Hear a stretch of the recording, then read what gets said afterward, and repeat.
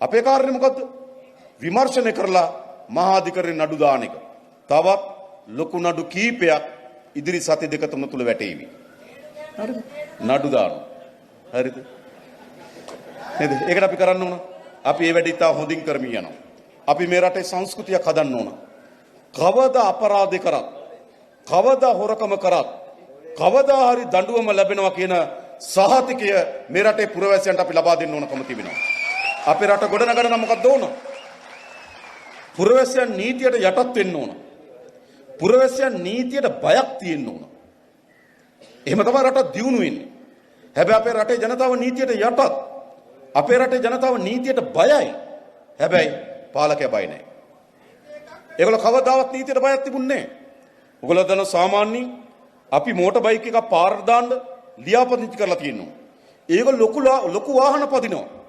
වාහන ගේන තහනම් කරලා තියෙන කාලේ වාහන ගෙනල්ලා තියෙනවා. නීතියට බය නැහැ. වාහන රෙජිස්ටර් කරන්නේ නැතුව පාරේ දුවනවා. නීතියට බය නැහැ. එහෙම 3 දෙනෙක් අත්අඩංගුවට ගත්තා. තව කීප දෙනෙක් ඒ පිළිබඳ විමර්ශනය කරලා අත්අඩංගුවට ගැනීමට නියමිතව තිබෙන බව අපරාධ පරීක්ෂණ දෙපාර්තමේන්තුව අපිට වාර්තා කරලා තියෙනවා. ඒ නීතිය කාටවත් පොදු වෙන්න ඕන. හැබැයි අපේ රටේ තිබුණ මොකද්ද? අපේ රටේ තිබුණේ පොඩි අයට එක නීතියක්, ලොකු අයට තව නීතියක්. ඒගොල්ලෝ හැමදාම නීති කඩපු අය. හැමදාම නීති වලට බය නැතුව වැඩ කරපු අය. හැමදාම ඒගොල්ලෝ නීතියට වඩා උඩින් හිටපු අය. අන්න ලංකාවේ පළමු වතාවට ආණ්ඩුවක් හදලා තියෙන මොකද්ද? තරාතිරම නොබලා හැම කෙනාටම සමාන ලෙස සාධාරණ ලෙස නීතිය ඉටු වෙන රටක්. ඒකයි අපිට ඕන මේ රට හදන්න.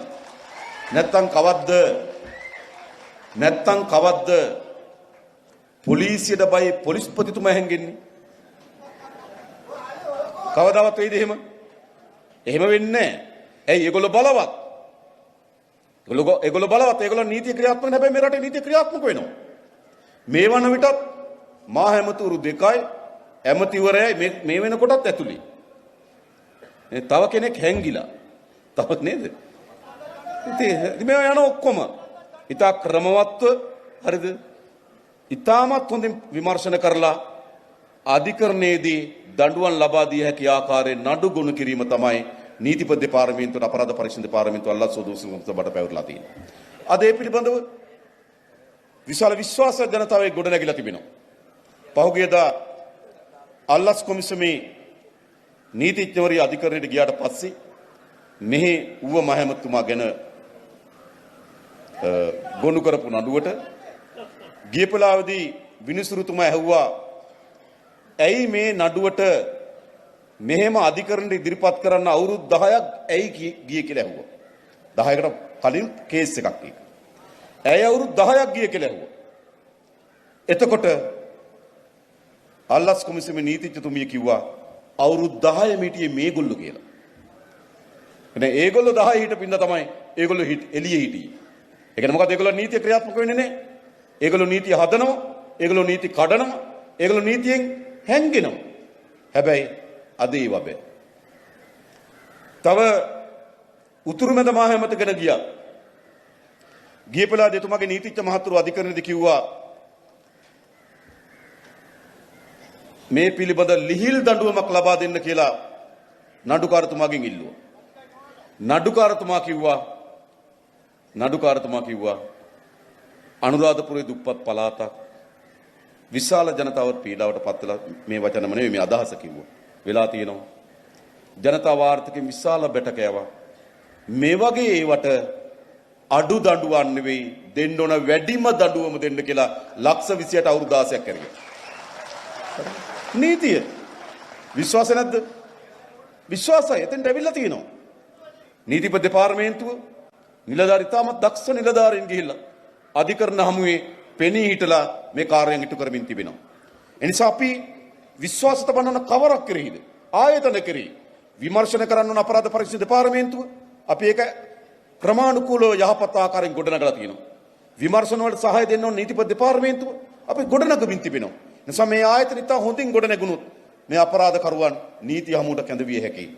එනිසා මම ඔබට කියන්නම් වංචා දූෂණ පිළිබඳ විතරක් නෙවෙයි මේ රටේ කළ තියෙන මිනිස් ඝාතන, පැහැර ගැනීම, අතපය කඩා දැමීම් ආදී බරපතල ගණයේ ක්‍රියා තියෙනවා මේ හැම එකකටම නීතිය ක්‍රියාත්මක කරන්න ජාතික ජනබලවේගය ආණ්ඩුව බැඳිලා ඉන්නවා. පරීක්ෂණ යනවා. හරිද? මම අද කිව්වා අපේ පොලිසිය භාර ඇමතුමාට කිව්වා ඊටමත් වැදගත් රටම බලාගෙන ඉන්න පරීක්ෂණයක විමර්ශන දියත් වෙමින් තිබෙනවා. හැබැයි විමර්ශනී ඉදිරි පියවර ඊටමත් සූක්ෂමව සහ ප්‍රවේශම් සහගතව කළ යුතු තිබෙනවා.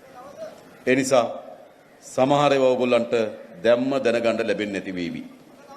හරිද? විමර්ශන අපි තා හොඳින් කරමින් යනවා. මට ඒ සහතිකෙ දෙන්න. හරි. කට ඇරපු නැති අය කට අරින්න පටන් අරන් තියෙනවා. සාක්ෂි දෙන්න බය හිටපු අය සාක්ෂි දෙන්න පටන් අරන් තියෙනවා. හරිද? සම්බන්ධ නැහැ කියපු අය සම්බන්ධතා ඉලිදරව් වෙමින් තිබෙනවා. ඒ නිසා විමර්ශන යහපත් අතර අපි ක්‍රියාත්මක වෙමින් තිබෙනවා. අපි මේ රටේ කිසිදු අපරාධයක් කාලයේ වැලිතලාවට යටපත් වෙන්න ඉඩ නොදී පුරවැසියන්ට ඒ සාධාරණ ඉටු කිරීම සඳහා අපි කටයුතු කරන බවම සාතික කරනවා. වැඩේ කරනවා. ටිකක් ප්‍රමාද වෙනවා. සමහර දීර්ඝ ලෙස පරණයි. දැන් ලසන්තගේ ඝාතනය 2009 ජනවාරි 8 2009 ඝාතනය. සාක්ෂි මැකිලා තියෙන CCTV සටහන් නැතුව තියෙනවා. නේද? ඒවා දිගු කාලෙ පරිස්සම. තාජුදීන්ගේ නේද? ජේම්මෝ මහත්තයා මැරලා තියෙන්නේ. පරීක්ෂණ යටපත් කර පොලිසිය මහත්තයත් මැරලා තියෙන්නේ. සමහර පරීක්ෂණ කල් පරණ ඒවා. මේ අලුත් කේස් නෙමෙයි මේවා. අවුරුදු 10 15 පැරණි ඝාතනයන් පිළිබඳ අලුතෙන් විමර්ශනය කරන්න වෙලා තියෙනවා. අවුරුදු 5 6 නේද? පැරණි ප්‍රහාරයන් පිළිබඳ විමර්ශන එකක් අමාරුයි. ඊයේ ඝාතනයක් වුණොත් අද පරීක්ෂණ කරන එක ලේසි. බලන්න මේ දවස්වල අපි තා ඉක්මනින්ම නේද? කුමනෝ සිදුවීමක් වුණොත් අපේ පොලිස් දෙපාර්තමේන්තුව